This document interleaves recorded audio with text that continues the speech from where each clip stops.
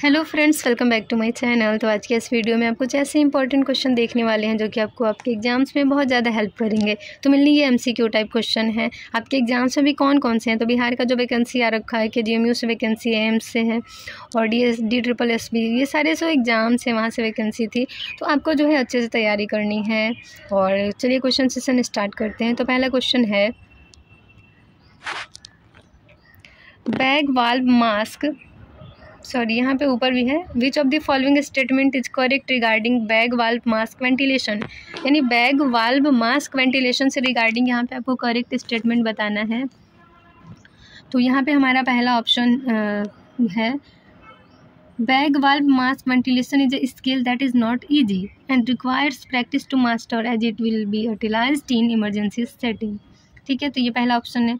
दूसरा ऑप्शन है, the tongue often falls to the back of the pharynx which can occlude the airway. पहला है neither 1 nor 2, दूसरा है बोथ 1 and 2, तीसरा है ओनली 1 और चौथा है ओनली 2।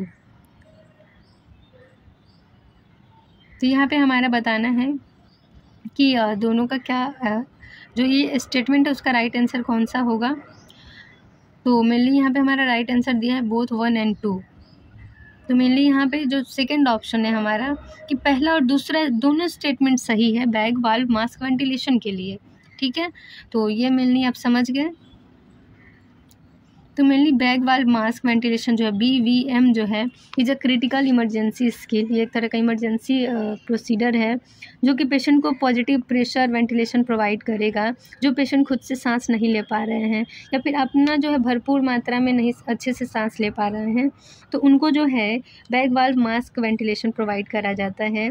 ये मेनली कहाँ यूज करते हैं, तो प्री हॉस्पिटल आने से पहले या फिर इमरजेंसी में या क्रिटिकल केयर सेटिंग में। तो आप यहाँ पर समझ गए।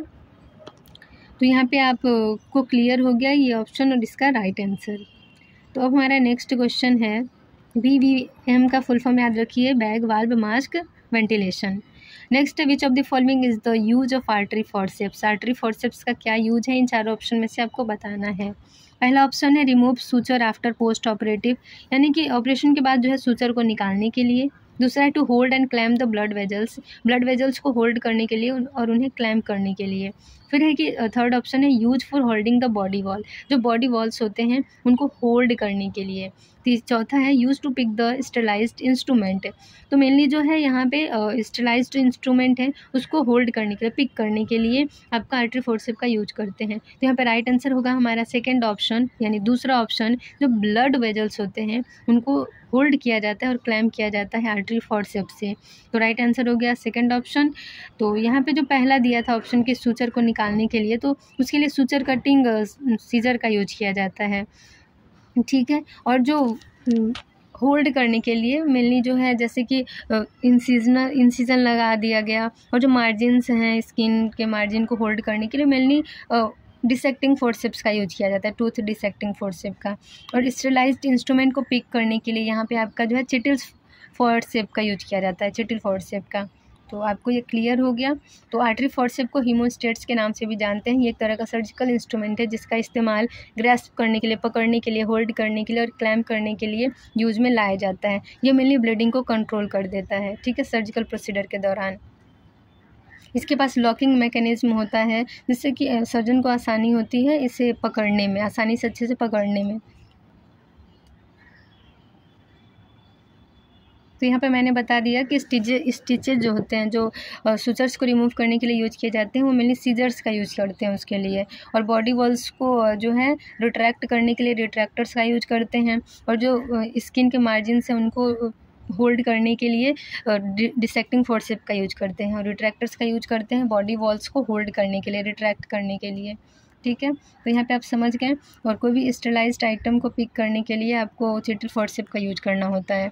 नेक्स्ट क्वेश्चन हमारा है, which of the following is a disadvantage of alcohol based hand drops used for hand hygiene. अब हैंड हाइजीन के तौर पे हाथ को हाइजीन मेंटेन जब करते हैं तो उसके लिए आप जो हैंड ड्रॉप्स का यूज करते हैं जो कि अल्कोहल बेस्ड होते हैं मेनली। तो इसका क्या डिसएडवांटेज है, क्या हानि है, आपको वो बताना है। पहला है कि excellent antimicrobial activity against gram positive and gram negative vegetative bacteria and a wide range of fungi. ठीक है, दूसरा ऑप्शन है generally good antimicrobial activity against enveloped viruses. तीसरा है ease of accessibility at point of care. चौथा option है no activity against protozoan, oocytes and bacterial spores. तो यहाँ पे हमारा राइट आंसर आप देख लिए कि हमारा फोर्थ ऑप्शन है कि ये सारे तीनों ऑप्शन जो पहले हैं वो सब काम जो है अल्कोहल बेस्ड हैंड रब कर देता है, लेकिन वो प्रोटोजोन के ऊपर कोई अपना इफेक्ट नहीं दिखा पाता, नहीं बैक्टीरियल स्पोर्स को किल कर पाता है। तो फोर्थ ऑप्शन डिसएडवांटेज है अल्कोहल बेस्ड हैंड रब्स का। तो आपको ये जो है वो क्लियर हो गया। अब हमारा जो नेक्स्ट क्वेश्चन है वो है blank is mainly use to view the glottis and vocal cords. तो मेनली आपको बताना है, अगर आपने इंट्यूबेशन कभी किया होगा या उसके प्रोसीजर को देखा होगा तो समझे होंगे आप कि वहाँ पे किस एक मेडिकल डिवाइस इक्विपमेंट का यूज करते हैं वोकल कॉर्ड्स को और ग्लॉटिस को देखने के लिए। जब आप इसको देखेंगे तभी तो ईटी ट्यूब या फिर आर्मर्ड ट्यूब या कोई ट्यूब इंसर्ट कर पाएंगे ट्रैकिया में। तो मेनली आपका जो है यहाँ पे 4 ऑप्शन दिए गए हैं। पहला है सक्शन एपरेटस, दूसरा है स्पायरोमीटर, तीसरा है एम्बू बैग। एम्बू बैग का फुल फॉर्म आता है तो उसका फुल फॉर्म याद कर लेना है, आर्टिफिशियल मैनुअल ब्रीदिंग यूनिट। चौथा ऑप्शन है लैरिंगोस्कोप। तो राइट आंसर यहाँ पे लैरिंगोस्कोप है हमारा। लैरिंगोस्कोप एक ऐसा मेडिकल डिवाइस, एक ऐसा इक्विपमेंट है जिसका इस्तेमाल करते हैं लैरिंग्स को, वोकल कॉर्ड, ग्लॉटिस वगैरह को अच्छे से विजुअलाइज करने के लिए। जब आप इसे देख लेंगे तभी आप ट्यूब जो है इंसर्ट कर सकते हैं ट्रैकिया में।